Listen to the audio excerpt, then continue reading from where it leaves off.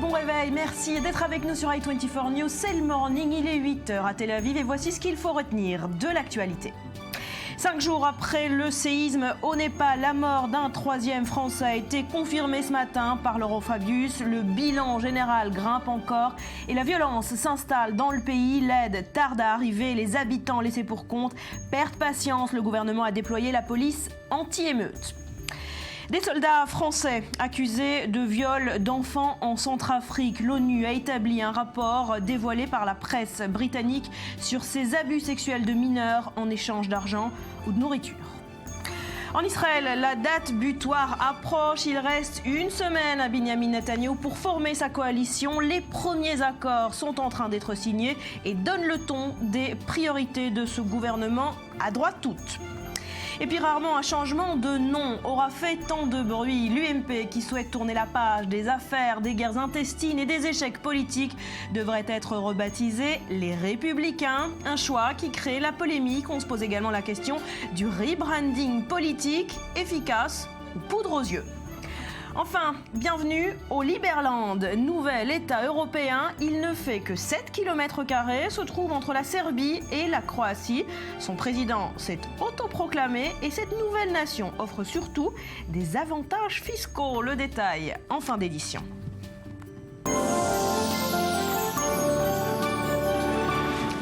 Bienvenue à tous. On démarre donc par cette information qui pourrait rapidement se transformer en un énorme scandale. Des soldats français accusés donc de viol d'enfants en Centrafrique. Paris a confirmé qu'une enquête avait déjà été ouverte au mois de juin.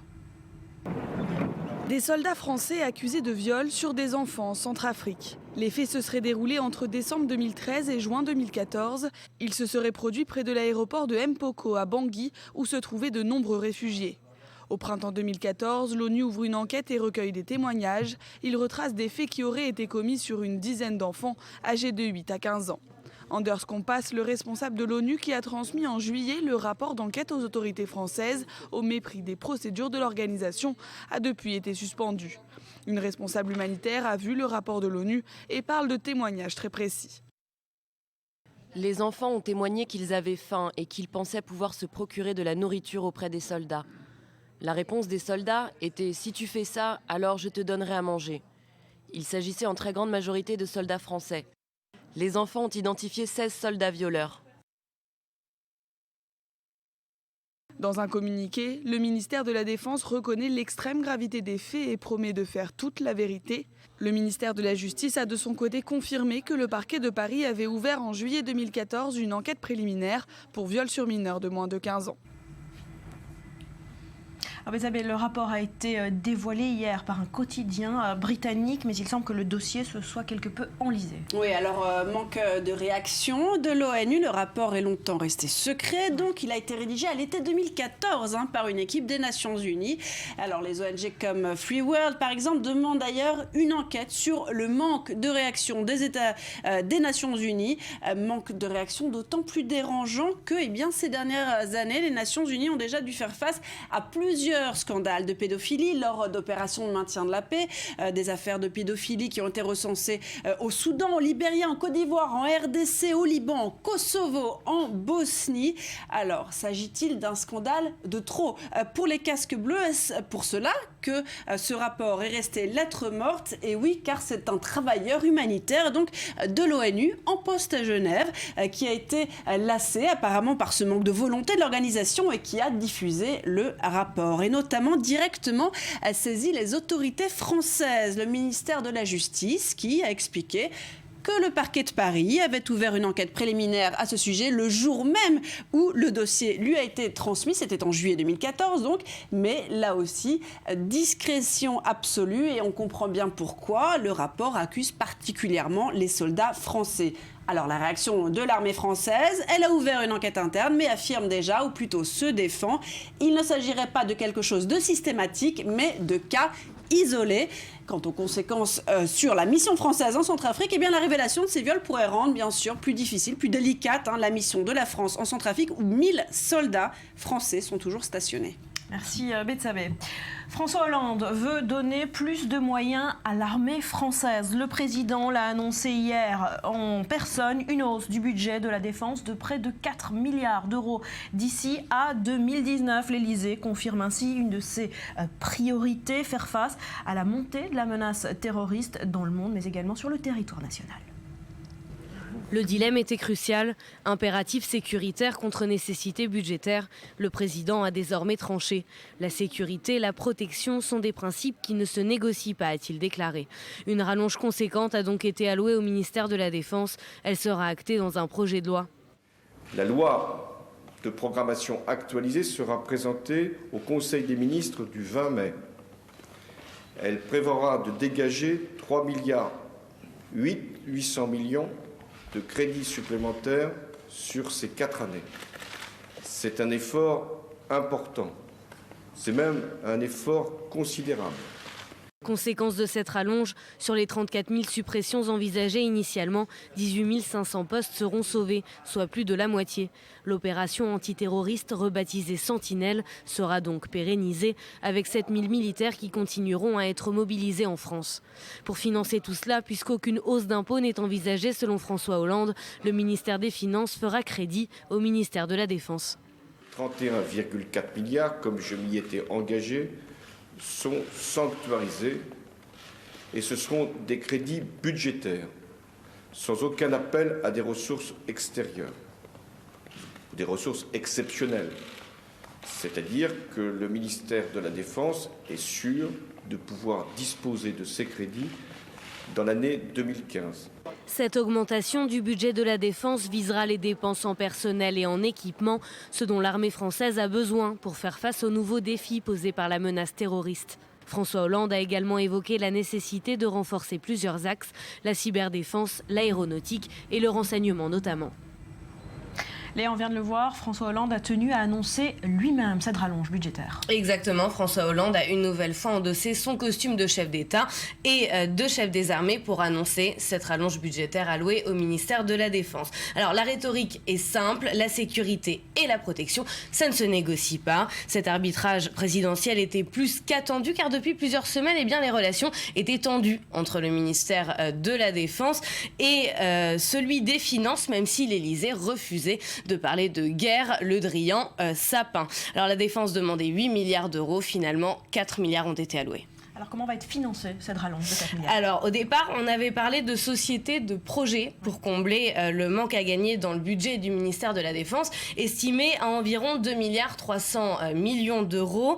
Ces structures auraient permis à l'armée de vendre du matériel pour ensuite le louer et récupérer immédiatement la trésorerie dont elle a besoin. Mais cette solution a été écartée par le chef de l'État et finalement le ministère des Finances va faire crédit au ministère de la Défense. Alors parallèlement à cette rallonge budgétaire, d'autres mesures mises en place pour faire face à la menace terroriste. Manuel Valls annonce hier la création d'un centre de réhabilitation en quelque sorte. Exactement, Manuel Valls hier a tenu le bilan du plan de lutte contre la radicalisation lancé par le gouvernement et ce bilan est plutôt positif. Selon lui, il s'est ainsi félicité du succès de ces différents outils comme la plateforme internet ou la plateforme téléphonique. Effectivement, 1900 signalements ont été reçus, un quart concerne des mineurs et fait surprenant, 40% des signalés sont des femmes. Alors le chef du gouvernement a dit vouloir aller plus loin et explorer de nouvelles pistes. Comment ? Avec cette structure d'accueil, je vous propose d'écouter Manuel Valls.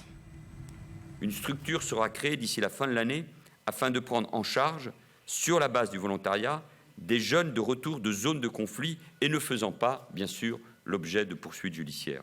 Par un accompagnement individualisé, une prise en charge psychologique et un encadrement renforcé, ces jeunes devraient retrouver toute leur place dans notre société.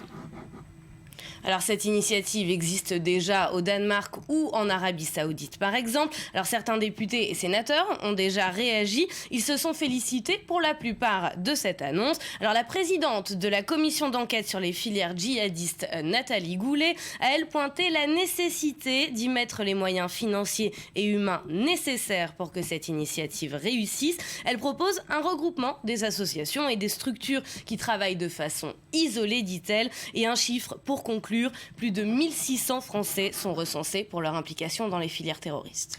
Merci Léa. Merci. Au Népal, 5 jours après le séisme meurtrier, le bilan continue de grimper. On s'approche désormais des 6000 morts, mais d'autres problèmes surgissent également, notamment dans la gestion de l'aide internationale, à tel point que le gouvernement a demandé l'arrêt de l'arrivée des équipes étrangères. Le reportage sur place de notre envoyé spécial, Maël Benoyel. 5 jours après le tremblement de terre qui a terrassé le Népal, les nouvelles ne sont pas meilleures pour les habitants de Katmandou. Le bilan du séisme ne cesse d'empirer. 5000 morts recensés, près de 10 000 blessés et des milliers de personnes manquent toujours à l'appel. Ici, dans le quartier de Darbar, les temples hindous historiques, classés au patrimoine mondial, n'auront pas résisté au plus puissant tremblement de terre que la région ait connu ces 80 dernières années. Le sauvetage continue. Depuis hier, beaucoup de soldats et de policiers cherchent dans les décombres des personnes qui pourraient être encore vivantes. Les équipes de secours arrivées des 4 coins du monde travaillent sans relâche dans la capitale népalaise, dévastée à la recherche de survivants. Les autorités népalaises les assistent. L'armée a en effet bouclé le périmètre pour faciliter le travail de cette équipe de secours japonaise, même si les chances de retrouver des survivants sont désormais infimes. Pour beaucoup d'habitants de Katmandou, c'est désormais l'exode. La peur d'un nouveau séisme les amène à quitter leur maison. Les parcs de la ville ont été envahis.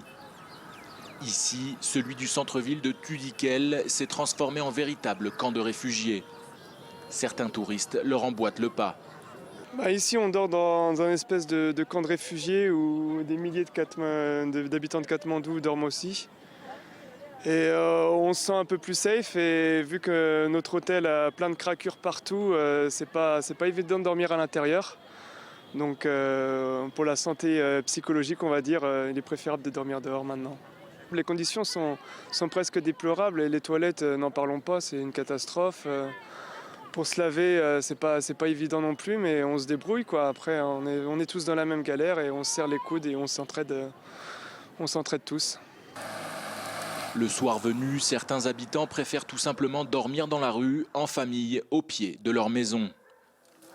Au même moment, d'autres habitants procèdent à l'incinération des victimes du séisme près du temple de Pashupatinath. C'est ici, derrière moi, sur les bords de ce fleuve sacré, que les habitants incinèrent leurs proches selon la tradition hindoue. Les familles des victimes de ce tremblement de terre se relaient toute la nuit durant. C'est un endroit sacré. Les gens viennent ici pour idolâtrer les dieux, et il y en a plus de 1000. Mais c'est aussi un endroit où l'on incinère les morts. Donc quand les gens meurent selon la culture hindoue, on les amène ici pour les brûler. Le Népal, par l'intermédiaire de son Premier ministre, a décrété 3 jours de deuil national qui prendront fin ce jeudi. Mais pour des centaines de milliers de Népalais, la vie ne sera plus jamais la même. Voilà, et face à l'impuissance des secours, les survivants perdent patience, sans eau, sans nourriture et sans toit pour se réchauffer. La violence est donc installée petit à petit dans le pays. À Katmandou, à la capitale, la police anti-émeute a été déployée. Contraints de se battre pour une gorgée d'eau, ces rescapés en colère prennent d'assaut un camion et s'emparent de bonbonnes pour les jeter à la foule assoiffée. Une scène rare qui témoigne de la détresse des habitants et d'un climat explosif. Des milliers de personnes ont rassemblé tout ce qu'il leur reste et attendent à la gare routière pour espérer rejoindre la campagne où ils seront plus en sécurité. Au fil des heures, la frustration monte. Hier, le gouvernement a annoncé qu'aujourd'hui, les bus allaient partir à 6h du matin pour différentes régions du Népal. Il devait y avoir 500 bus. Je suis venu à 3h du matin, j'ai fait la queue pendant 4 heures sans rien et maintenant le gouvernement dit qu'il n'y a pas de bus. Donc c'est pour ça que les gens sont en colère. Et le sol continue à trembler, leurs maisons se sont effondrées ou sont endommagées, alors les habitants effrayés et sans toit continuent de dormir dehors sous des tentes de fortune par peur de rentrer chez eux. Nous ne pouvons pas vivre dans la maison que nous louons. Elle a été détruite et nous ne pouvons pas rejoindre notre village natal. Mais les enfants deviennent malades ici. À l'hôpital, les médecins sont mobilisés 24 heures sur 24 pour soigner les blessés dans des conditions très difficiles. Hier soir, des sauveteurs français ont réussi à extirper des décombres un homme qui était coincé depuis 82 heures. Dans un état stable, il devra subir une amputation de la jambe. Sa famille peine à exprimer sa joie.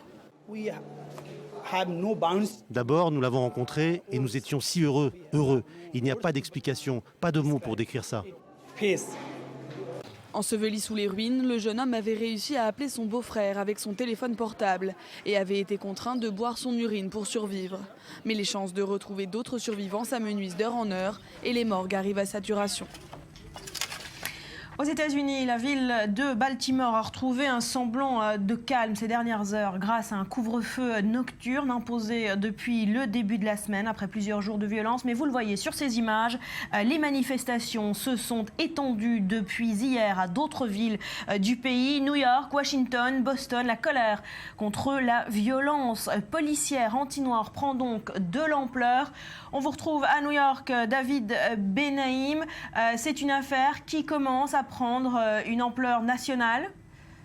Oui, vous l'avez dit, des manifestations ont eu lieu dans tout le pays. En effet, New York, Washington et principalement Baltimore. À New York, les manifestants ont commencé à se réunir en fin d'après-midi à Union Square. On pouvait voir de nombreux lycéens créer leurs pancartes dans le métro avant de se rendre sur le lieu de rassemblement. Les consignes des organisateurs données principalement via les réseaux sociaux de ne pas perturber l'ordre public a été respectée et la police a prévenu via haut-parleur de rester sur les trottoirs et de ne pas sortir du cortège. La soixantaine de personnes interpellées a été arrêtée juste pour avoir marché sur la route, mais il faut surtout retenir le calme des marches pacifistes des manifestants qui se sont réunis en solidarité avec Baltimore.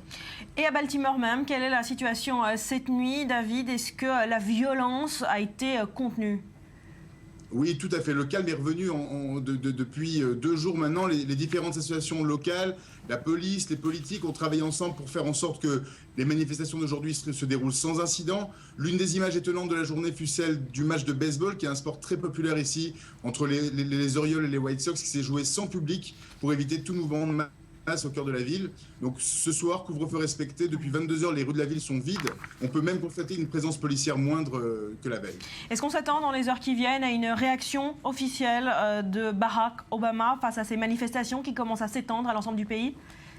On attend, en fait, pour l'instant, Barack Obama, enfin le porte-parole de Barack Obama a dit qu'il y allait avoir sans doute une visite d'Obama sur place à Baltimore, mais pas avant la fin de la semaine, sûrement en semaine prochaine. Ils attendent que les choses se calment, que le couvre-feu soit terminé et que la police puisse faire son travail. Pour l'instant, la nouvelle attendée générale, Loretta Lynch, qui est l'équivalente de la ministre de la Justice, a confirmé que le département de justice menait une enquête indépendante de celle de la police de Baltimore pour faire la lumière sur la mort de Freddie Gray. Mais pour l'instant, le calme est revenu et les violences sont contenues, donc c'est plutôt bon signe. David Benaïm depuis New York, merci d'avoir été avec nous ce matin. En Israël, la date butoir approche. Il reste une semaine à Binyamin Netanyahou pour former sa coalition. Les premiers accords sont en train d'être signés et donnent le ton des priorités de ce gouvernement de droite. Myriam, qui sont les premiers partenaires de Binyamin Netanyahou à avoir signé ces accords ? Alors Barbara, en effet, comme vous venez de le préciser, il ne reste plus qu'une semaine à Binyamin Netanyahou pour former cette fameuse coalition. Et puis en regardant les premiers partis avec lesquels il a signé ces fameux accords coalitionnaires, on parle de Yadut HaTorah, le parti politique qui représente le judaïsme orthodoxe ashkénaze, et de Kulanu, ce fameux parti centriste qui a eu un tel succès aux dernières élections et qui a promis, grande ambition, de faire baisser le coût de la vie, mais également de mieux distribuer les fruits de la croissance israélienne. Et bien ces deux partis ont donc signé cet accord coalitionnaire avec Binyamin Netanyahou. C'était il y a tout juste 24 heures. Un accord qui leur donne quoi? Notamment le ministère de l'Environnement et des Finances pour Kulanu, Moshe Kahlon, donc carton plein. Tous les objectifs devraient pouvoir être remplis, en tout cas toutes ces promesses électorales avec ces deux ministères. Et puis du côté du judaïsme orthodoxe, on obtient des vice-ministres de la Santé et de l'Éducation et puis la fameuse présidence de la Commission des Finances. Ce qui s'annonce par contre, c'est un sérieux bras de fer pour le reste des partis de droite qui doivent encore signer avec Binyamin Netanyahou, parce que c'est bien un gouvernement de droite qui est en train de se dessiner. Voilà, et ces premiers accords annoncent la couleur des priorités de ce gouvernement à droite. Toutes, vous l'avez dit, un des grands chantiers concerne la Cour suprême israélienne. Effectivement, un bras de fer annoncé avec la Cour suprême qui avait déjà démarré au dernier gouvernement. Pour le 4e gouvernement de Binyamin Netanyahou, ce sera le défi notamment du parti sioniste religieux de Naftali Bennett qui devrait également signer dans les jours à venir avec Binyamin Netanyahou. Un bras de fer qui, selon la volonté de ce parti sioniste religieux, voudrait limiter les pouvoirs de la Cour suprême et son ingérence supposée et dénoncée au sein des lois votées par la Knesset. Le problème, c'est que ce ne sera pas aussi simple si Naftali Bennett veut inscrire ce paragraphe-là dans son accord coalitionnaire, eh bien Moshe Kahlon, qui a déjà signé, a annoncé de son côté qu'il s'y opposera.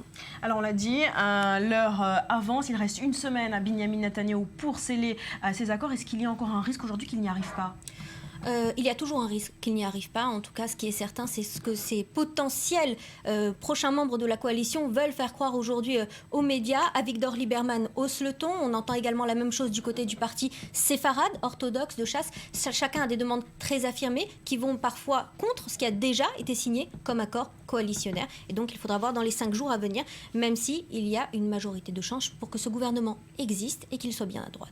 Voilà, et pendant ce temps, la pression internationale s'intensifie sur Jérusalem. Une pression internationale qui ne se relâche pas, une communauté internationale qui s'inquiète justement d'un gouvernement trop à droite pour ce 4e mandat de Binyamin Netanyahou. Alors justement, on entend déjà plusieurs réflexions de la part du porte-parole du gouvernement du président américain au cours des 2 dernières semaines, des pressions renouvelées pour un retour aux discussions avec les Palestiniens et puis également de lourds efforts diplomatiques du côté de l'Union européenne qui sont en train d'être engagés du côté de l'ONU qui devrait aboutir cet été pour tenter de forcer les Israéliens à reprendre coûte que coûte un dialogue avec les Palestiniens. Une pression qui sera plus difficile à mettre en place côté palestinien où le fameux gouvernement d'union n'a toujours pas vu le jour.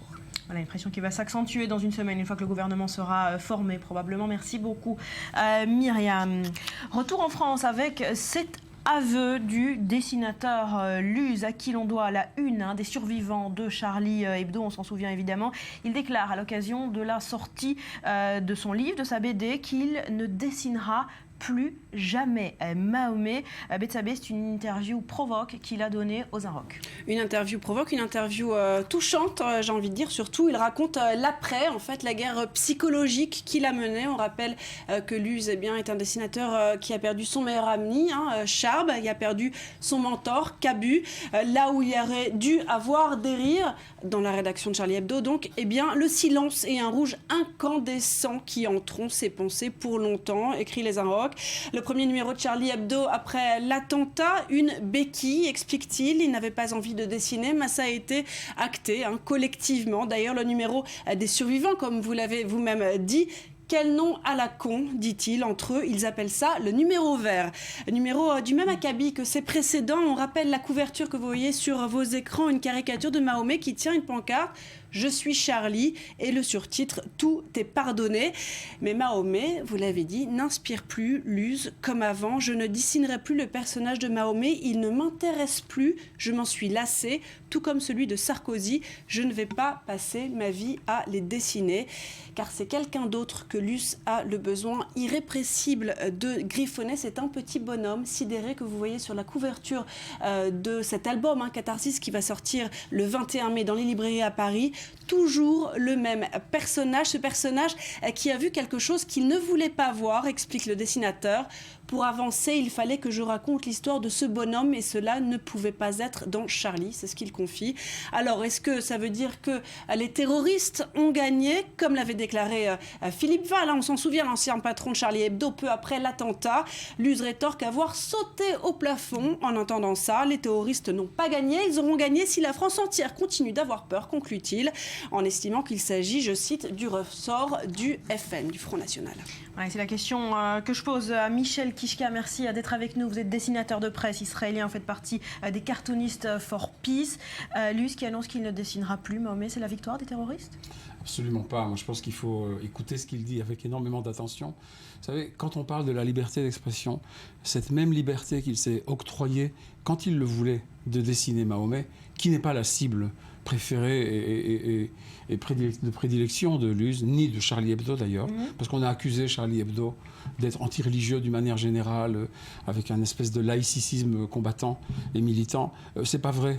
Les couvertures religieuses sont minoritaires.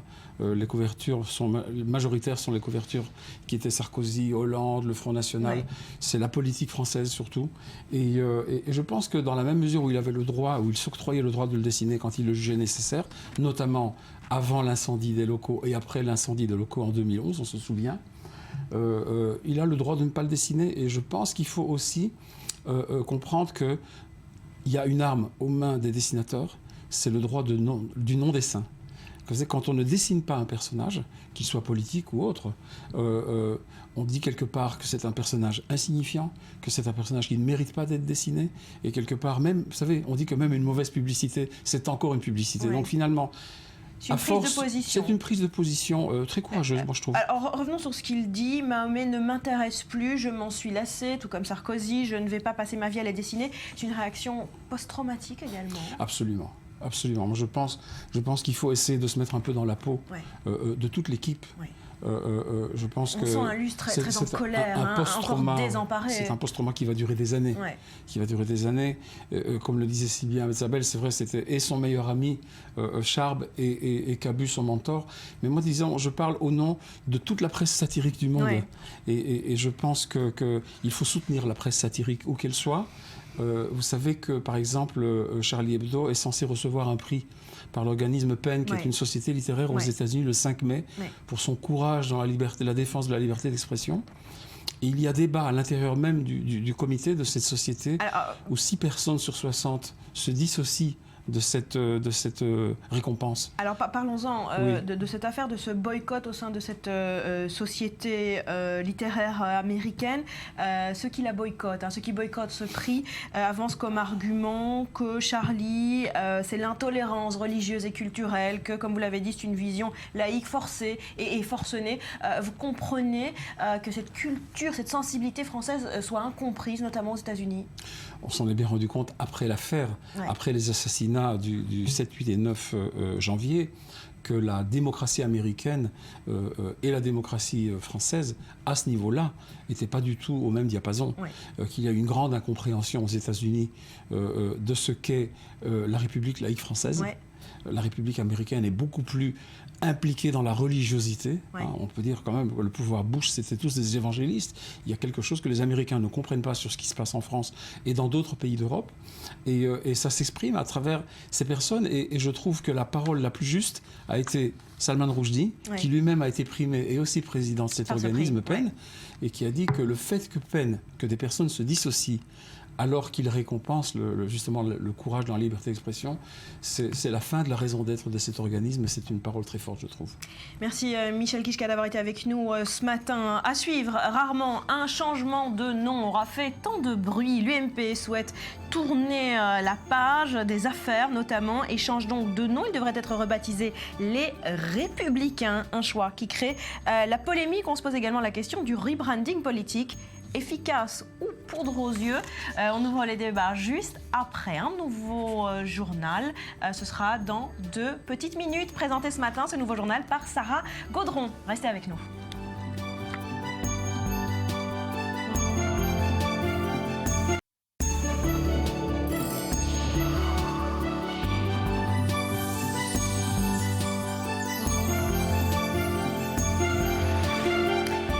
Sur le plateau du Morning, merci d'être avec nous ce matin. Rarement un changement de nom aura fait tant de bruit. L'UMP, qui souhaite tourner la page des affaires et des guerres intestines, devrait être rebaptisé Les Républicains. C'est un choix qui crée la polémique. Les explications d'Edmé Citroën. Changer de nom pour changer de destin, c'est l'idée de Nicolas Sarkozy. L'ancien président veut impulser un nouveau départ à sa formation politique en la rebaptisant. L'UMP pourrait donc devenir les Républicains. Mais cette appellation est loin de faire l'unanimité. Si la numéro 2 du parti, Nathalie Kosciusko-Morizet, y est très favorable, à gauche et au centre, les Républicains sont critiqués.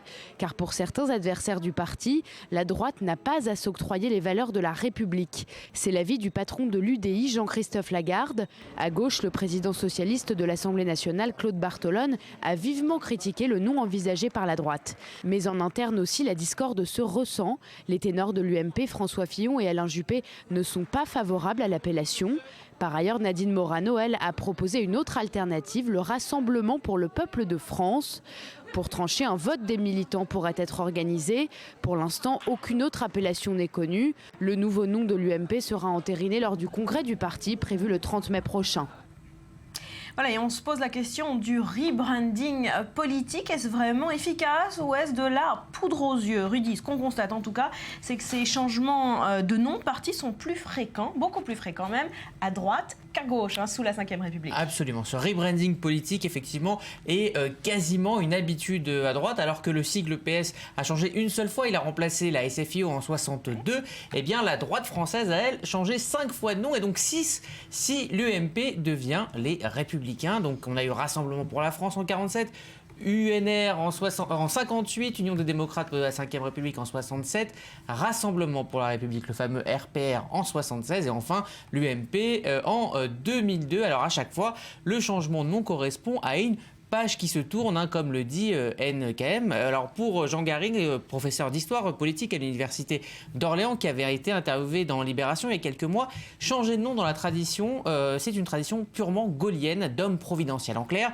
chaque changement de nom correspond à une nouvelle phase de conquête du pouvoir. Donc si Nicolas Sarkozy réussit à reconquérir le pouvoir avec les Républicains, il rentrera encore un petit peu plus dans l'histoire. Autre aspect de ces changements de nom, le fait d'élargir ses potentielles alliances avec, par exemple, le centre, d'aspirer le centre. C'est pour ça que le mot union, on l'a vu, a toujours plus ou moins fait partie des sigles utilisés par la droite. Voilà, et le mot républicain aussi, qui revient extrêmement souvent de ces noms utilisés par les partis gaullistes. L'idée de ce relooking, c'est de changer d'image, on l'a dit, Rudy, en tournant la page notamment des affaires comme celle de Big Malion. Oui, alors effectivement, on va associer l'affaire Big Malion à l'UMP et non plus au nom républicain quand on le citera, quand on parlera de ces affaires. Mais cela va aussi tenter d'effacer, vous l'avez dit, des épisodes douloureux comme la guerre interne Copé-Fillon. Et puis le choix de ce terme n'est pas anodin. Républicain, cela implique plusieurs choses, notamment justement se poser en parti républicain en opposition au Front National. Donc même si l'UMP va très à droite, ça restera une droite républicaine. Et au passage, cela évitera le sigle UMPS. Et alors que ce même FN dit d'avoir brisé le bipartisme en France, eh bien là c'est une manière de le réaffirmer, tout simplement parce que ce terme fait référence aux républicains américains, un bipartisme fort. Et quand on sait l'admiration que Nicolas Sarkozy a pour les Américains, notamment les républicains américains, ce choix était logique. Merci Rudy. On est en ligne avec Mickaël Darmon. Il est avec nous ce matin ? Bonjour. Oui, Mickaël, bonjour. Vous êtes avec nous, analyste politique pour iTélé. Alors les Républicains, est-ce que c'est un bon choix ou c'est une fausse bonne idée ?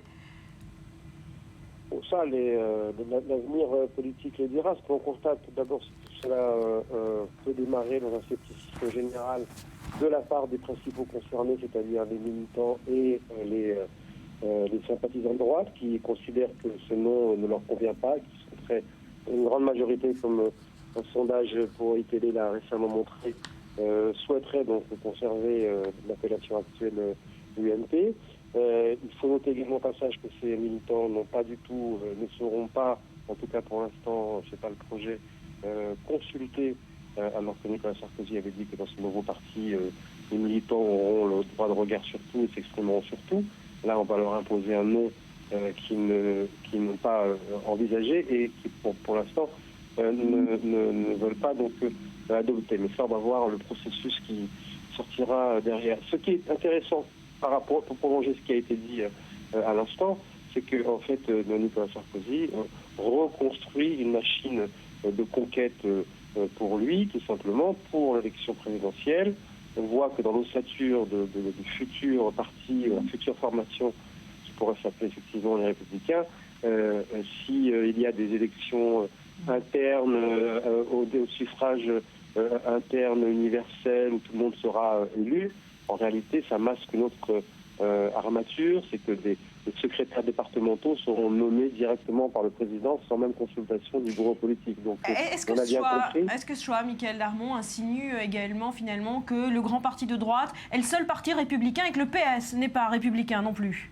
Oui, ça c'est la polémique qui aujourd'hui fait jour. Le PS proteste, le Modem proteste, où on dit que cette captation d'héritage du non républicain participe, je pense aussi à un stade d'opposition, de scepticisme à l'égard de cela. Mais quand on parle avec quelques responsables aujourd'hui de l'UMP, et en ce futur ex-UMP, il y a quelque chose quand même qui était assez étonnant.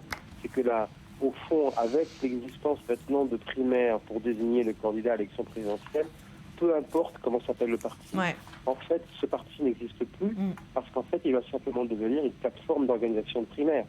Il y aura une grande difficulté à avoir un corpus commun. les candidats différents qui se préparent à devenir candidats à la primaire n'ont aucune intention de donner leurs idées au parti. Merci Chacun beaucoup. garde ses idées pour soi. Merci beaucoup, Michaël Darmon, d'avoir été avec nous. 24 heures après l'exécution de 8 ressortissants étrangers en Indonésie, eh bien, le sort du Français Serge Atlaoui, condamné lui aussi pour trafic de drogue, reste incertain. Son épouse, Sabine Atlaoui, était hier soir l'invitée du Grand Direct de Jean-Charles Banoun. Je vous propose tout de suite de l'écouter. Qu'on a pu se parler chaque jour depuis toutes cette dernière semaine, parce que tout s'est enchaîné en fait très vite depuis le rejet de la révision de procès de mon mari. Il y a eu un enchaînement terrible et le fait de pouvoir se communiquer ce qui se passait, puisque des annonces officielles on n'en a pas, ça nous a permis de se dire exactement comment était la situation et dans quel enfer on était en train de se trouver. Alors justement, il y a eu ces exécutions hier, donc de 8 des 9 condamnés. La détenue philippine, elle a été épargnée pour l'instant.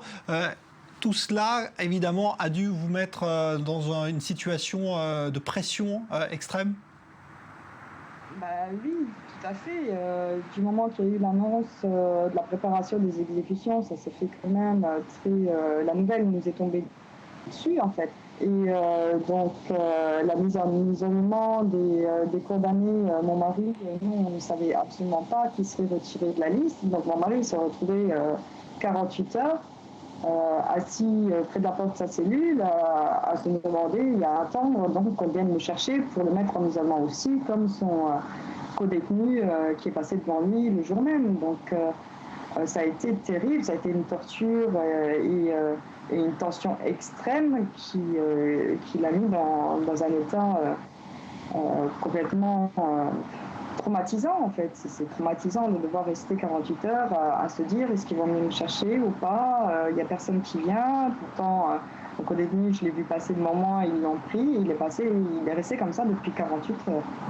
Il y a toujours, Sabine Atlaoui, des pressions diplomatiques. Encore ce matin, Laurent Fabius en France a dit que cela continuait en coulisses. Est-ce que vous avez l'espoir que cela porte ses fruits aussi? C'est peut-être ce qui s'est passé d'ailleurs pour cette détenue philippine. Écoutez, je ne sais pas, honnêtement, je ne pourrais pas vous répondre que c'est des pressions diplomatiques et politiques qui font que. Ce qui est sûr, c'est que si elle n'était pas là, mon mari serait face à cette situation et croyez-moi que je pense qu'il aurait été exécuté d'ores et déjà. Mais que justement il y a cette mobilisation au niveau politique et du gouvernement français, bien sûr que ça le protège. Il y a un travail qui est fait par que ce soit l'ambassade ici sur place ou à Paris, que ce soit le ministère des Affaires étrangères ou à l'Élysée. Il y a toutes ces interventions font qu'on arrive à se faire entendre et lui éviter le peloton d'exécution, comme le souhaiterait le procureur général qui n'arrête pas de précipiter les choses pour mon mari. On continuera évidemment de suivre de près cette affaire. Direction à présent la Grande-Bretagne avec une polémique qui fait rage à Londres en ce moment en cause des affiches publicitaires sur les transports en commun. Betsabé, on y voit une jeune femme en bikini. Voilà, il s'agit d'une campagne publicitaire pour des produits amincissants hyper protéinés de la marque Protein World et on y voit un mannequin, le top modèle australien Renée Summerfield, 24 ans, 1m78, 52 kg, qui plus est en maillot de bain avec cette question: Are you beach body ready? Votre corps est-il prêt donc pour la plage? Apostrophe pour le moins provocatrice et jugée sexiste par beaucoup. Résultat, alors une pétition en ligne pour faire retirer ces pubs, signée par plus de 50 000 personnes, une kyrielle de critiques qui ont fusé sur les réseaux sociaux, notamment le hashtag Everybody's Ready, tout le monde est prêt. Exemple de tweet, je cite: cette pub résume très bien tout ce que je trouve méprisable dans la façon dont on traite et évalue le corps des femmes, a tweeté par une Hannah Atkinson. Et puis des passants se sont même emparés de feutres pour s'attaquer à ces affiches affiche pour commenter directement sur celle-ci. Vous êtes ravissante telle que vous êtes. On ne voit pas très bien sur l'écran, mais c'est ce qu'il a écrit. Et le tweet de commenter, continuez, vous faites du bon boulot. Et puis une page Facebook aussi baptisée Each Body is Ready, donc chaque corps est prêt, qui a été créée. Les internautes s'y moquent gaiement de la campagne. Ils ont récupéré ainsi une réponse de Protein Pow, donc une autre compagnie qui lance comment avoir un corps à bikini. Réponse, enfiler un bikini. Et vous avez toutes sortes de charmantes petites bonnes femmes. Vous les voyez à votre écran avec des imperfections, des vergetures, des bourrelets, tout ce qu'on adore. Et puis vous avez aussi une manif, les Londoniens qui ne se laissent pas faire, prévue pour ce week-end, samedi exactement à Hyde Park. À quel point à Londres, cette affaire crée l'émotion. Plusieurs centaines de personnes sont attendues, pancarte en main, si c'est pas bikini en main. Peut-être, Rudy. Non, ce qui est très paradoxal, c'est que ce genre de une prête pour la plage, dans les magazines féminins, il y en a des dizaines au mois de mars, au mois d'avril, et finalement, comme là, c'est une pub, ça choque, mais finalement, ce discours, on a l'habitude de l'entendre malgré tout. C'est vrai. Et surtout, elle est dans les transports en commun. Je pense que ça, c'est cette proximité de cette jeune femme qui vous apostrophe avec son corps de rêve, pour certains on de ne peut rêve. que la voir, on ne peut pas y échapper. Justement, les services de transport en commun ont réagi ? Dans l'embarras, les transports londoniens dans l'embarras, ils jugent que les dites affiches ne sont pas contraires à leurs règles, mais ils n'en ont pas moins décidé que les affiches devaient être enlevées. Elles ont ainsi été retirées pour la plupart hier à Londres.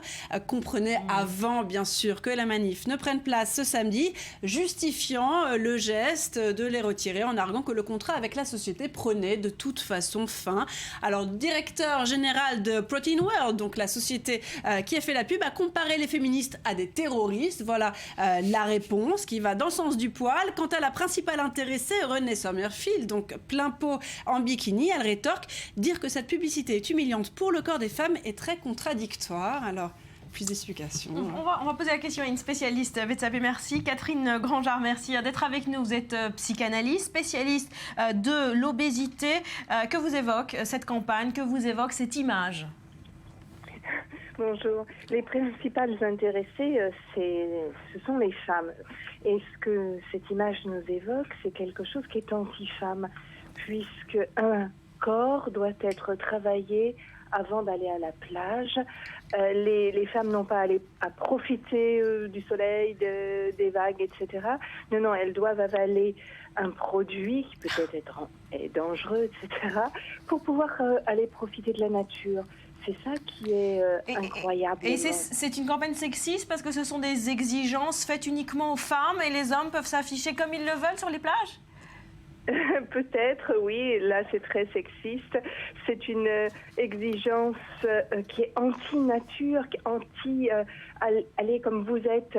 Et vous savez que je crois que c'est 50% de la population féminine fait une taille supérieure à 42. Donc, autrement dit, les femmes qui vont se promener devant cette affiche vont se trouver comment moches. Ouais. C'est vraiment... ça engendre des complexes, quoi, finalement.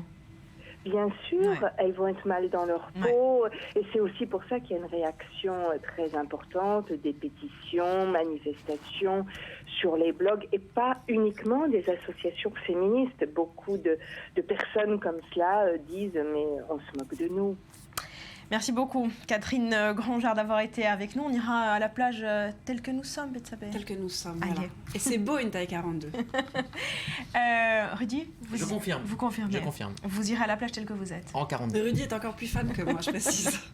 À suivre, après un nouveau journal, on reparle de ces développements politiques en Israël. La date butoir approche, il reste une semaine à Binyamin Netanyahou pour former sa coalition et les premiers accords ont été signés. Il donne le ton des priorités de ce gouvernement. À droite, tout ce sera donc après un nouveau journal. Le point complet sur l'information qui vous est présenté ce matin par Sarah Gaudron. Ce sera dans 2 petites minutes.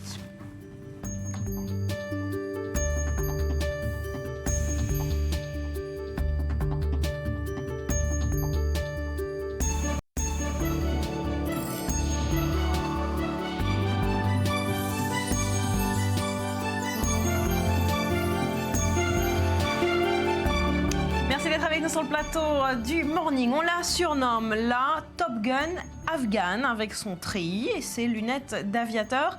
Niloufar Rahmani a relevé le double défi d'intégrer un univers exclusivement masculin dans un pays les plus conservateurs pour devenir donc la première femme pilote d'Afghanistan. Regardez. Capitaine Niloufar Rahmani, une femme en pleine ascension. À 23 ans, elle est la première femme à piloter un avion en Afghanistan. La démarche fière, elle traverse le tarmac de la base de l'armée de l'air à Kaboul, entourée de ses collègues masculins. Mon père rêvait de devenir pilote. Il n'a pas pu réaliser son rêve à cause des obstacles posés par le gouvernement. Il me racontait son histoire et j'étais déçue pour lui. Et je me suis dit, je veux être pilote et réaliser son rêve.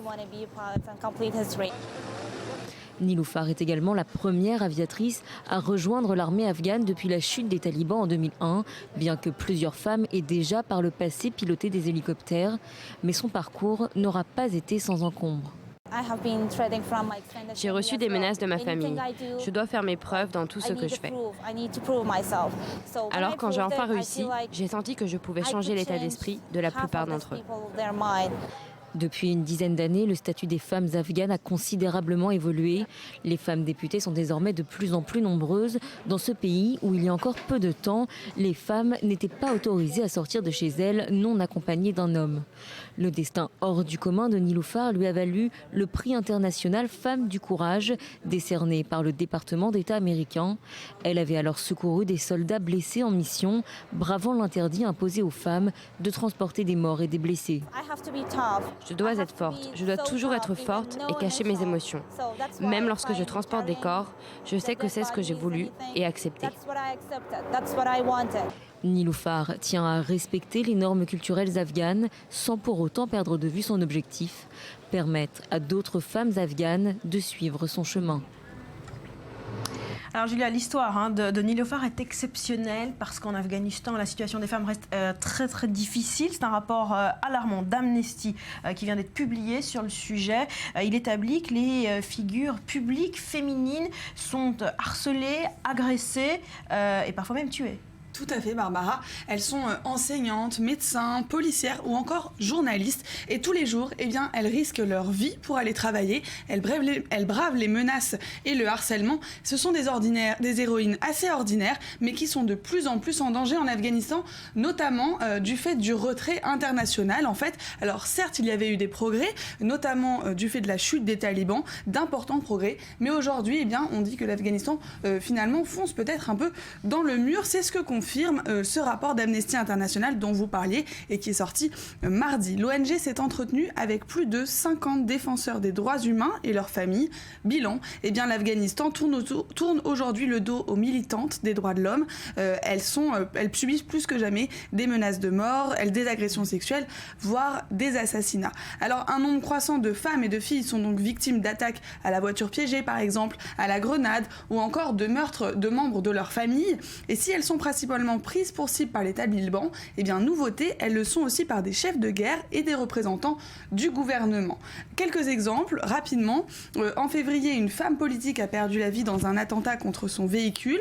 En avril 2014, une députée, Mariam Koufi, avait été blessée par balle. Et puis en novembre dernier, la parlementaire et militante féministe de renom, Shukriya Barzakai, avait miraculeusement survécu dans un attentat qui avait tué 3 Afghanistans. Pas plus tard que le mois dernier, vous en avez sûrement entendu parler, la jeune femme de 27 ans, Farkhunda, a été lynchée parce qu'elle a été accusée à tort d'avoir brûlé des pages du Coran et elle est finalement devenue un peu le symbole de cette révolution inachevée.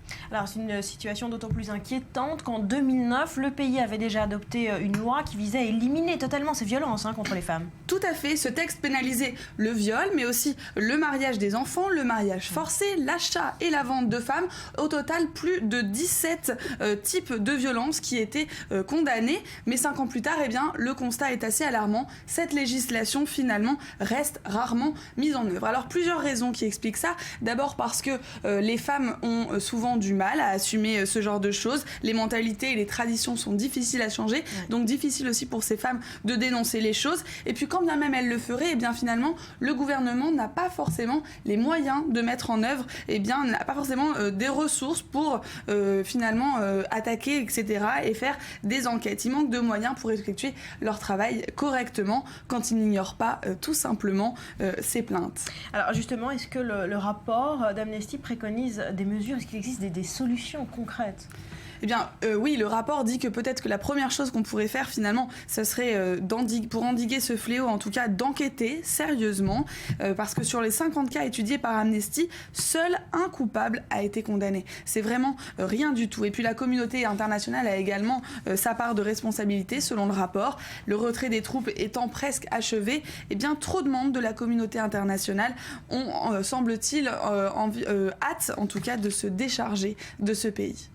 Merci Julia, voilà pour cette situation des femmes en Afghanistan. Retour en Israël avec cette initiative, le marathon de l'unité Golani. C'est une course de 830 km qui a démarré en début de semaine sur le mont Hermon et qui se termine aujourd'hui dans la ville d'Elat, en sud. L'initiative prend cette année un aspect particulier puisque cette unité a été en première ligne du conflit à Gaza cet été. Maxime Pérez.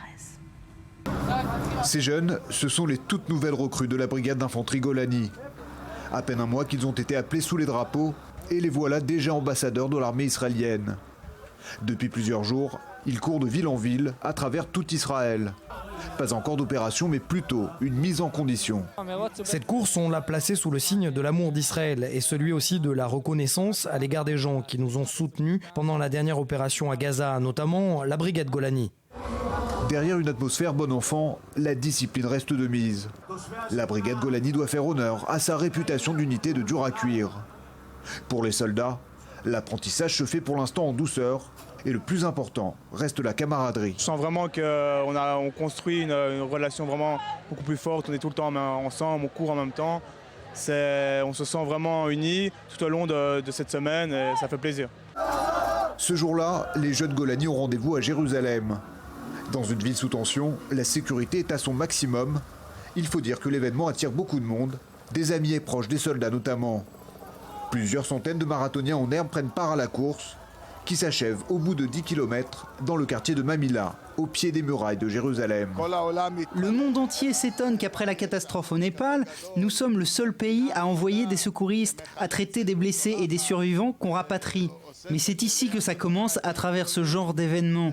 C'est ici que naît la solidarité et la véritable unité. Les soldats Golani profitent d'un bref moment de répit et les plus chanceux d'entre eux retrouvent leurs parents. Mais ils le savent, le plus dur reste à venir. Allez, on ouvre les journaux à présent de notre belle région, presse arabe et presse israélienne. Avec vous, Maurice, on commence par la presse israélienne. On y évoque notamment ces premiers accords de coalition. Oui, Barbara, c'est le retour de la politique intérieure à la une de la presse israélienne avec Israël Hayom qui titre la formation du gouvernement Netanyahou. Netanyahou a conclu les 2 premiers accords de coalition. Carlon et le parti ultra-orthodoxe Judaïsme de la Torah ont signé. En tout cas, l'éditorialiste d'Israël Hayom appelle le second parti orthodoxe Shas à en faire de même et de constater qu'au cours de la campagne, la gauche a mis en veilleuse ses critiques contre le camp ultra-orthodoxe dans l'espoir de gouverner avec eux. Mais ce matin, les vieilles rengaines anti-religieuses se font entendre à nouveau, constate Israël Hayom. Le Haaretz s'attarde sur une mesure établie dans ces accords de coalition. Il s'agit de la mainmise de Netanyahou sur les médias. Exactement, le quotidien Haaretz affirme que le Premier ministre aura la main haute sur la presse en Israël grâce à une clause incluse de force dans les accords de coalition. Tous les accords signés avec ses partenaires politiques comprennent un point spécial conférant au Premier ministre un contrôle total sur toute législation concernant les médias. La formule figure déjà dans les accords signés hier avec Kulanu et Judaïsme de la Torah, constate Haaretz. Et puis les quotidiens en ligne israéliens reviennent, eux, tous sur des images absolument terrifiantes. Terrifiantes. Tous les médias électroniques israéliens diffusent ce matin cette vidéo de l'attaque à la voiture bélier du 15 avril dernier à Jérusalem. 3 secondes de terreur qui ont coûté la vie à Shalom Cherki, titre Yediot Ahronoth. On regarde cette vidéo. Vous voyez à gauche, sur le point droit, une voiture qui fonce sur Shalom Cherki. Le chauffeur recule pour prendre la fuite et Shalom Cherki aura perdu la vie. Alors Yediot rappelle que le terroriste interpellé après l'attaque prétendait qu'il s'agissait d'un accident. L'assaillant a admis par la suite avoir agi pour se venger d'un contrôle humiliant à l'entrée de Jérusalem. Les images prises par les caméras de surveillance vidéo ne laissent planer aucun doute. Voilà, des images absolument violentes de cet attentat à la voiture bélier. Allez, dans la presse arabe, Maurice, on parle ce matin de ce remaniement gouvernemental en Arabie Saoudite. Oui, mais la presse arabe, et notamment Arab News, se pose la question: révolution de palais, relève de la vieille garde ou lutte de clans? C'est la question que se pose la presse saoudienne après la nomination d'un nouveau prince héritier au palais. Le roi Salman a nommé son neveu, Mohammed Ben Naïf, héritier du trône, à la place de son demi-frère Mokren. Le souverain saoudien a également écarté le prince Saoud El-Faisal à la tête de la diplomatie saoudienne depuis 40 ans. Il a été remplacé par Adel El-Jouber, 53 ans, un diplomate hostile occidental, nous rappelle Arab News. Toujours est-il que selon un spécialiste cité par un autre média, Al Jazeera, il s'agit d'un véritable tremblement de terre. L'Arabie saoudite que nous avions connue n'existe plus, affirme Al Jazeera. Voilà, et puis Al-Arabi revient sur les élections en Grande-Bretagne. En Grande-Bretagne, tout à fait. Les élections législatives du 7 mai au Royaume-Uni intéressent le quotidien Al-Arabi.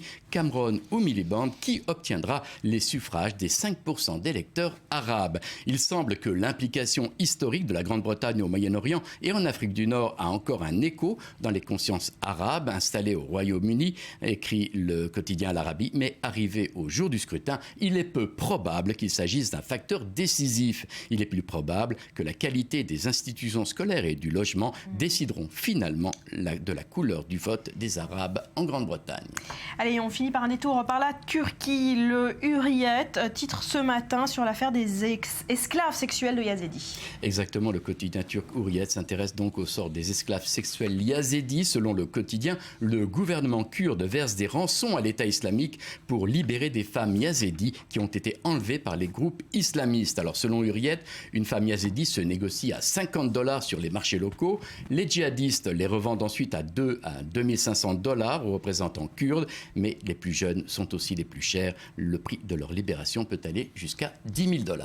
Merci Maurice, et c'était le grand titre à la une de la presse israélienne. La date butoir approche donc pour Binyamin Netanyahou. Il ne lui reste plus qu'une semaine pour former sa coalition, mais il peut être rassuré. Les premiers accords ont été signés donc hier soir. On retrouve Daniel Haïk à la Knesset. Binyamin Netanyahou aura donc toutes les chances de réussir, de parvenir à former cette coalition. Oui, ce n'est pas encore totalement fait, mais effectivement, il a signé déjà hier soir 2 accords de coalition avec le judaïsme de la Torah, le parti orthodoxe, et avec le parti Kulanu de Moshe Carlon. L'intérêt de l'accord conclu avec le parti du judaïsme de la Torah est en fait dans son contenu. Cet accord balaye quasiment tous les acquis obtenus par Yair Lapid dans le précédent gouvernement. Yair Lapid était l'apôtre de la législation en faveur du partage du fardeau sécuritaire. Cette fameuse loi sur l'enrôlement des élèves des instituts talmudiques, eh bien, elle est quasiment balayée, elle va quasiment être réformée, et c'est quelque part l'un des principaux acquis donc de cet accord. Également, la loi sur les conversions va être gelée, et en tout cas les allocations familiales qui sont destinées en partie aux familles orthodoxes, eh bien, vont être rehaussées à leur niveau de 2012. Donc c'est c'est une victoire pour les orthodoxes, une victoire qui risque de remettre en cause par ailleurs la participation d'Avigdor Lieberman à la formation de ce gouvernement, parce qu'Avigdor Lieberman refuse qu'il y ait le moindre amendement à cette fameuse loi sur l'enrôlement des élèves des yeshivot. Alors Daniel, pour finir, quelques noms, sait-on déjà qui accédera aux portefeuilles les plus prestigieux ? Oui, quasiment, sauf changement. Alors on sait que Moshe Yaalon sera le ministre de la Défense, il restera à ce poste. Moshe Kahlon sera ministre des Finances, nouveau ministre des Finances. Avigdor Lieberman devrait donc être confirmé dans ses fonctions de ministre des Affaires étrangères. On ne sait pas qui sera ministre de la Justice. Cela pourrait être Gilad Ardan, l'un des jeunes loups du Likoud, qui est très populaire en Israël. Il pourrait aussi être ministre de l'Intérieur. C'est pour l'instant, en tout cas, les principaux portefeuilles qui doivent être attribués. Merci beaucoup Daniel depuis Jérusalem d'avoir été avec nous ce matin. À suivre, bienvenue au Liberland, ce nouvel État européen. Il ne fait que 7 km² et il se trouve entre la Serbie et la Croatie. Vous le voyez, ce n'est qu'une petite forêt finalement. Son président s'est autoproclamé cette semaine et cette nouvelle nation offre surtout des avantages fiscaux. Voilà le détail après un nouveau journal qui vous est présenté ce matin par Sarah Gaudron. Un nouveau point complet donc sur l'actu de ce jeudi. Ce sera dans de petites minutes et on se retrouve tout de suite après.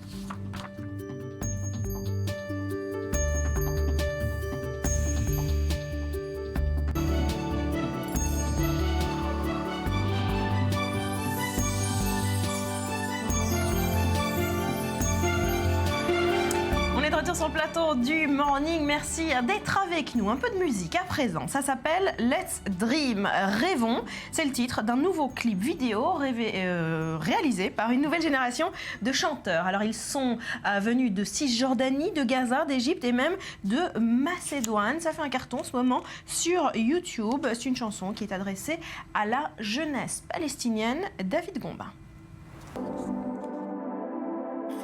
Redonner de l'espoir à une jeunesse arabe souvent désemparée, c'est le but de cette initiative lancée par l'UNEF-FPA, le Fonds des Nations Unies pour la Population, en collaboration avec le Forum Sharek pour la jeunesse.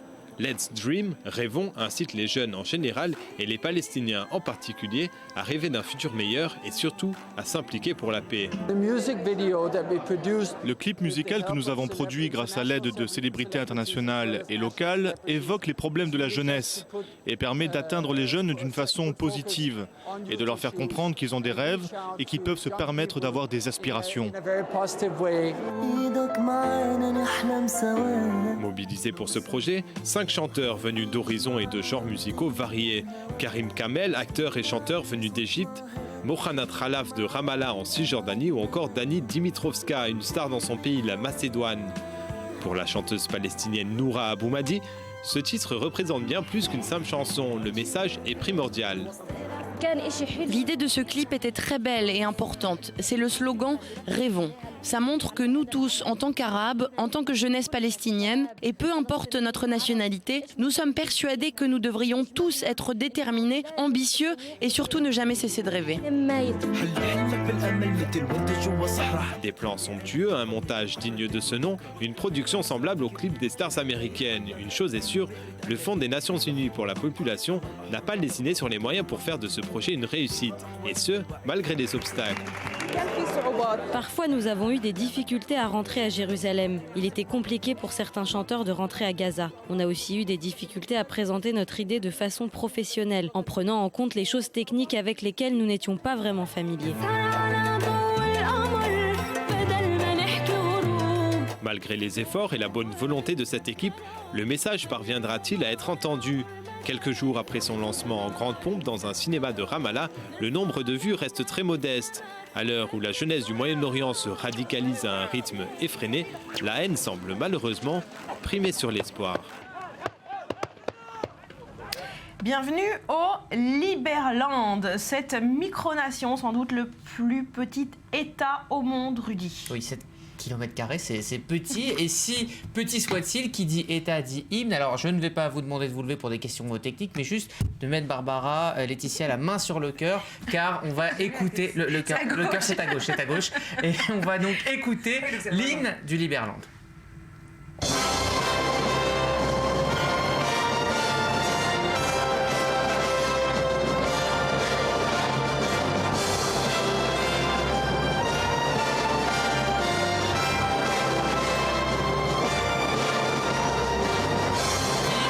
laisser vivre. Telle est la devise du Liberland. Vous avez joué le jeu, c'est bien, Barbara. Un micro-État autoproclamé par 4 étudiants sur un terrain boisé de 7 km² entre la Serbie et la Croatie. On l'a vu sur la carte. Un espace qui n'a jamais été revendiqué par quelque État que ce soit. Et la Croatie affirme que le territoire appartient à la Serbie, mais la Serbie n'en veut pas.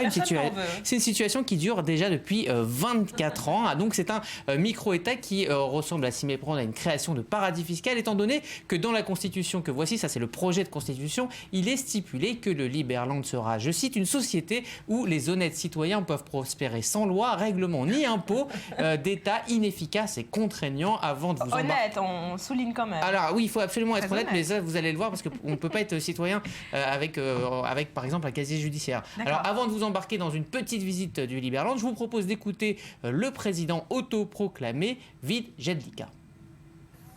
We found another place which was between Serbia and Croatia, and we took this place. We went there yesterday. We put the flag there, and we are going to let know all the other nations that we are here and we exist. We decided that actually the state interferes too much with the economy and with the people, and actually the smallest countries and the most freest countries do the best in the recent economy. Alors oui, on l'a compris, paradis fiscal, sans doute, hein, c'est sans doute la raison de l'existence de ce pays, mais mis à part ça, est-ce que c'est crédible? Alors déjà, cet État n'est pas encore reconnu par les pays frontaliers, c'est-à-dire la Croatie et la Serbie, ni par l'Union européenne, ni par l'ONU, mais le président est bien décidé à faire les démarches nécessaires pour une reconnaissance en bonne et due forme. Si je dis mon président, c'est que je suis comme 250 000 autres internautes, un futur citoyen de l'hypothétique République du Liberland. Alors pour se porter candidat, rien de plus simple, il faut garantir ni être communiste ni être nazi, ne pas avoir eu d'antécédents avec la justice, et donc il faut remplir un simple formulaire en ligne sur le site internet du Liberland. C'est ce que j'ai fait. Et vous avez obtenu la nationalité? Pas encore, c'est en attente. Alors pour l'instant, le Liberland a été proclamé le 13 avril dernier, et depuis en fait la nouvelle s'est un petit peu répandue sur internet, un peu partout dans le monde, on en parle partout dans les médias, et donc finalement le monde s'emballe, et les entreprises aussi, les internautes ont accepté quelque part le Liberland. Par exemple Bitcoin, la société de monnaie virtuelle, Bitcoin absolument, dont on parle beaucoup, elle a reconnu le Liberland dans les échanges. On voit aussi des projets, on va les voir, des projets de pièces. Alors là, c'est la capitale. Il y a aussi les projets de pièces virtuelles. Elles sont frappées avec le visage du président qu'on a vu. Curiosité encore, celle des agences d'architecture. Donc là, vous avez vu à quoi ressemblait la capitale, Liberpolis, juste avant. Et voilà à quoi elle pourrait ressembler, car de nombreuses agences de design, d'urbanisme imaginent ce que pourrait être le Liberland de demain. Des grandes tours pour loger les sièges, évidemment, des entreprises, des espaces verts, un vrai paradis fiscal. Alors donc, tout pour être complètement complet, chers concitoyens du Liberland. Sachez que le Liberland a pour langue officielle le tchèque et l'anglais, que son drapeau, donc on l'a vu, représente un soleil et un oiseau. Et je finirai quand même avec un petit bémol, parce que le Liberland, ce n'est pas le seul État autoproclamé à tenter l'aventure. Il fait désormais partie d'une liste de 400 micronations autoproclamées dans le monde. Il en existe même en France. Donc ce n'est pas jamais reconnu. Mais jamais reconnu. Mais en tout cas, c'était un beau coup marketing pour le président Vite, mon président. Votre futur président, le mien aussi, je l'espère. Ah, bon bah, très bientôt, je vais faire ma demande. Il n'y a aucun problème. Voilà, et tout ça sur 7 km². Moi, j'aimerais bien créer mon propre pays. Bah c'est jouable, c'est jouable. Merci beaucoup, Rudy. Nous sommes le 30 avril et cela fait 4 ans que l'UNESCO a proclamé cette journée internationale du jazz. Le but, faire connaître les vertus de cette musique comme outil éducatif, comme force de paix, de dialogue et de coopération entre les peuples.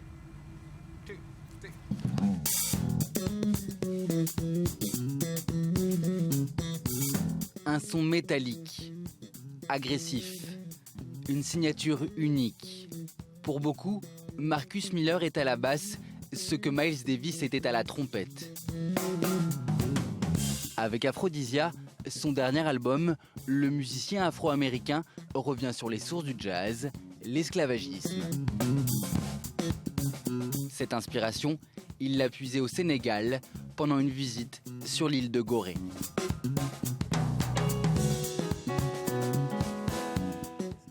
Tout est différent quand vous êtes sur cette île et que l'on vous explique que dans cette pièce on empilait les uns sur les autres des Africains, des hommes, des femmes, voire des enfants.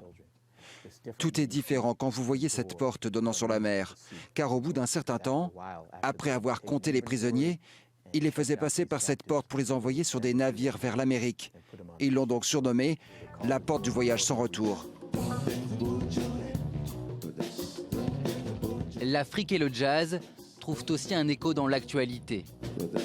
Son conteur, c'est Tony Allen, l'un des créateurs de l'afrobeat. À travers un mélange de musique africaine, funk et jazz, il dénonce les drames de l'immigration clandestine en Méditerranée.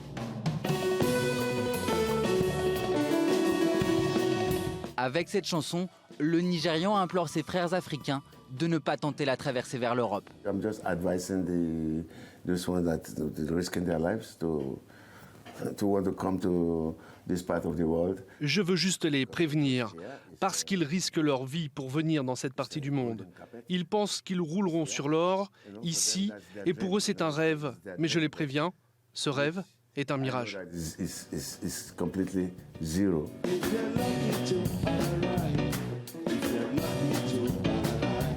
Depuis ses origines, le jazz est considéré comme un instrument d'émancipation. Aujourd'hui, le combat reste le même et le refrain est toujours aussi amer.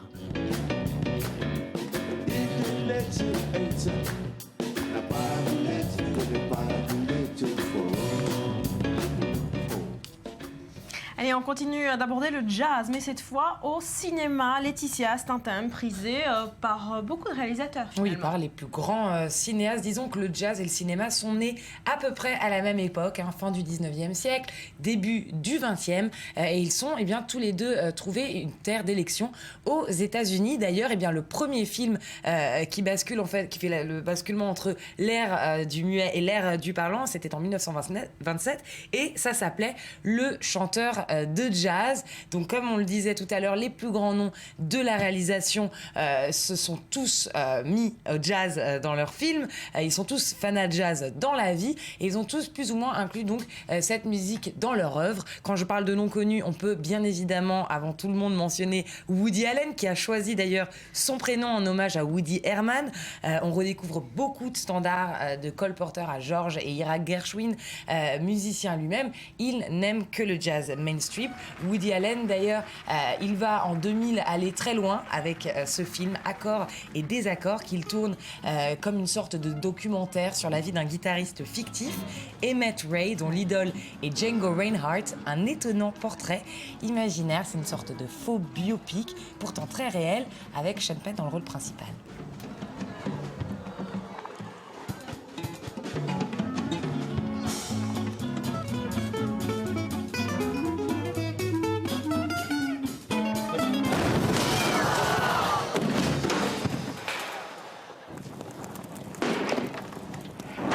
Avec un fabuleux Sean Penn Fabuleux, dans ce rôle-là. extraordinaire, mais toujours fabuleux, Sean Penn. Et Woody Allen, évidemment, la réalisation, c'est un beau duo. Un de ceux pour qui la musique est essentielle dans ses films, c'est Martin Scorsese, qui réfléchit longuement avant de tourner ce qui constituera le fil conducteur de son film. Et comme il aime absolument toutes les musiques, le jazz, le blues, le rock et l'opéra, ces films ont des bandes originales plutôt patchwork. Et il se sert de la musique pour visualiser les scènes. Ainsi, on comprend mieux pourquoi Bernard Herrmann a composé le thème de Taxi Driver, le thème jazz de Taxi Driver, qui sera d'ailleurs le dernier film du compositeur. Quand on pense jazz et cinéma, on ne peut évidemment pas oublier de mentionner Clint Eastwood, qui est un grand jazzman lui-même, pour qui le fils est un grand jazzman. Et bien évidemment, on pense à son film Bird, c'était en 1988. C'était un grand succès, même si c'était certainement pas le meilleur film de Clint Eastwood. L'œuvre d'Eastwood est traversée par sa passion pour la musique jazz. La composition d'Errol Garner, Misty, lui a même servi de fil conducteur dans son tout premier film, Play Misty for Me. Voilà quelques images du fabuleux Bird avec Forest Whitaker dans le rôle principal. On peut même... Autre exemple alors, autre exemple que vous allez adorer, Barbara, puisque puisque même Disney est très inspiré par le jazz, et je ne pouvais pas m'empêcher de devenir un cat. Un cat. Un cat, on regarde ça en image. Tout le monde veut devenir un cat, parce que chacun il est cat retombe sur ses pattes. C'est vrai, tout le monde est piqué, n'est-ce pas, si bien rythmé. Tout semble auprès de lui très démodé. C'est comme les bottines à boutons. Une cloche dès qu'il joue de sa trompette vous rend fou. Ça swing comme un pied. Mais oui, c'est pire que l'ennui. Oh là là, mes amis, quelle calamité. C'est comme parmi ces gars qui veulent chanter. Voilà, une scène très jazzy dans les Aristochats. Il y a des chatons et du Disney, là, vous êtes aux anges. Tout ce que j'aime. Et du jazz. Voilà, une autre scène culte, évidemment, on se rappelle tous de cette scène dans The Mask où Cameron Diaz, avec ses grandes jambes, se met à danser sur la grosse caisse et les trompettes. C'était il y a déjà 20 ans, hein, The Mask au Coco Bongo. La relation jazz et le cinéma n'est pas prête de s'arrêter, puisque Whiplash, pour exemple, était déjà nominé aux Oscars cette année. Et puis, on va retrouver... Ah, ça, c'est la scène. Ça, c'est la scène, voilà. Il y a 20 ans déjà. 20 ans, en 94, The Mask. On regarde un peu ?